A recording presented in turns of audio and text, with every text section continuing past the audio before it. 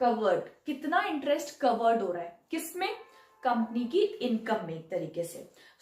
यहाँ पे जो इंटरेस्ट कवरेज रेशियो होता है, कंपनी ये देखती है कि उनका इंटरेस्ट कवरेज रेशियो क्या है।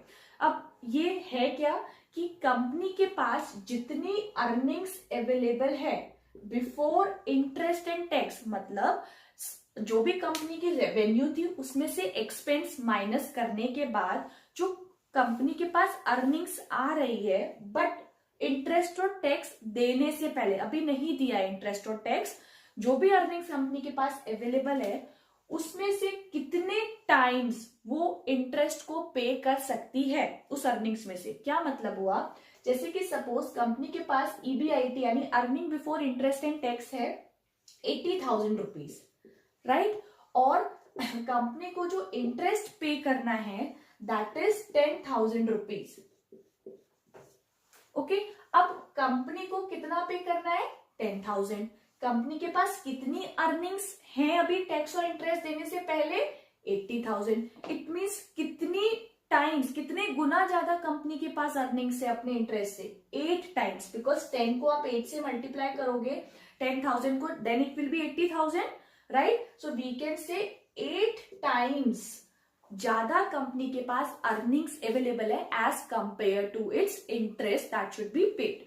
ठीक है, समझ आया।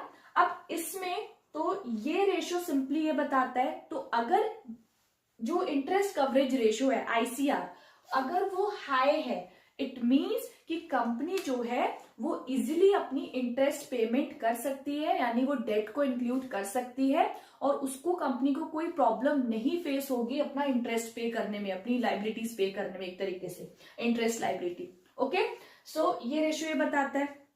तो इसका फॉर्मूला भी क्या हो गया, this is simply EBIT upon interest. ऐसे ही कैलकुलेट हुआ था ना इस केस में, 80,000 ईबीआईटी है, इंटरेस्ट क्या है 10,000, so it will B 8, same 8 times.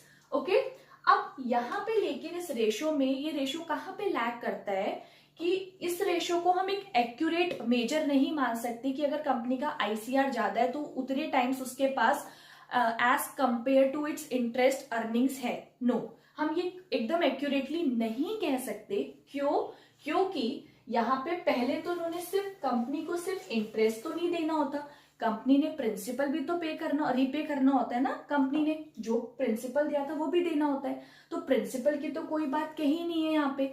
ये पहली कमी है इस रेशो की। ठीक है, सेकंड क्या है यहाँ पे डीमेरिट इसका, कि जो इंटरेस्ट होता है वो किस फॉर्म में देना है, कैश की फॉर्म में। ठीक है, और जो ईबीआईटी हम जब कैलकुलेट करते हैं तो जब हम रेवेन्यू में से एक्सपेंसेस माइनस करते हैं तो उसमें से कुछ एक्सपेंसेस जो होते हैं हम नॉन कैश भी होते हैं जो माइनस कर देते हैं, जैसे कि आपका डिप्रिशिएशन हो गया, कोई प्रोविजंस हो गए।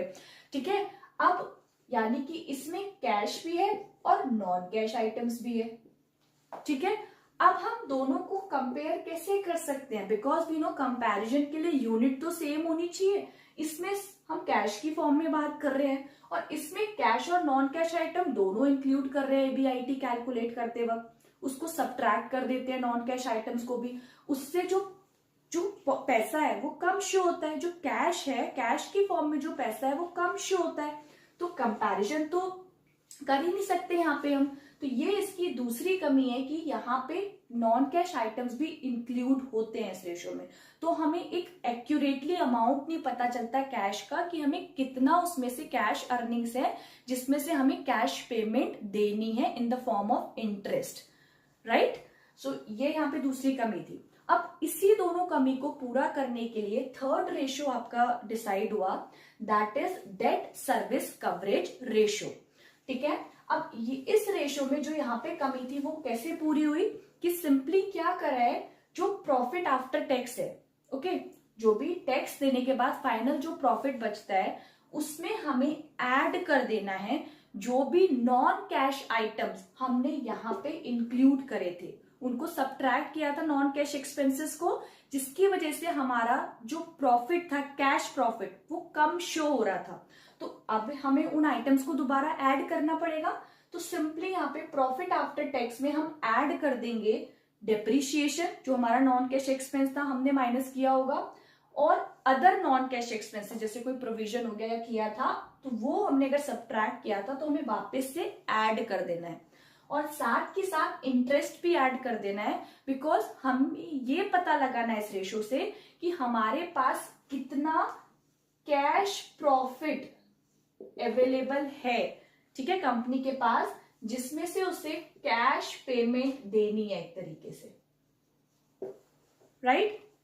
तो मतलब कैश पेमेंट में इंटरेस्ट भी जाएगा, तो यहां पे इसलिए हमें इंटरेस्ट भी ऐड करना पड़ा। तो सिंपली न्यूमरेटर में हमारे पास कितना कैश प्रॉफिट अवेलेबल है कंपनी के पास, तो वो कैसे कैलकुलेट होगा, प्रॉफिट आफ्टर टैक्स में ऐड कर देंगे जो भी नॉन कैश आइटम्स हमने माइनस किए थे, तो that is depreciation and other non cash expenses, और साथ के साथ ऐड कर देंगे इंटरेस्ट, क्योंकि हमें ये रेशियो बताएगा कि हमारे पास कितनी एबिलिटी है अपने इंटरेस्ट और प्रिंसिपल को पे करने की। तो अभी इंटरेस्ट नहीं दिया, यहाँ पे हम वापस से ऐड कर देंगे, डिवाइडेड बाय डिनोमिनेटर्स में आएगा जो भी हमें कैश फॉर्म में पेमेंट करनी है कंपनी को, जिसमें प्रेफरेंस डिविडेंड आएगा क्योंकि उन्हें एक फिक्स रेट ऑफ डिविडेंड देना होता है, इंटरेस्ट हमें देना है, और repayment obligation. Repayment obligation means principal amount, अगर 1 लाख का हमने लोन लिया था तो हमें 1 लाख भी पे करना है, और साथ के साथ जितना रेट ऑफ इंटरेस्ट है उस पर वो भी पे करना है,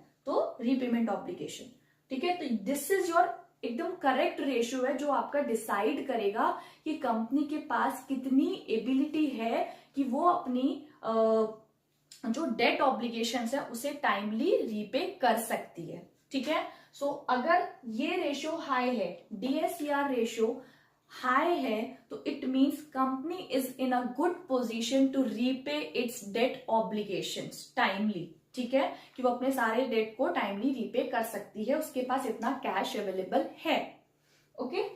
ये रेशियो बताएगा। और सिंपली इसका अपोजिट क्या है, अगर ये रेशियो कम है तो कंपनी की इतनी एबिलिटी नहीं है कि वो अपने टाइमली रीपे कर सके। तो सिंपल, अगर ये रेशियो हाई है तो कंपनी डेट कंपोनेंट इंक्लूड कर सकती है ज्यादा, otherwise not, okay. Now next आपका पॉइंट है that is return on investment. Return on investment में यहाँ पे क्या है कि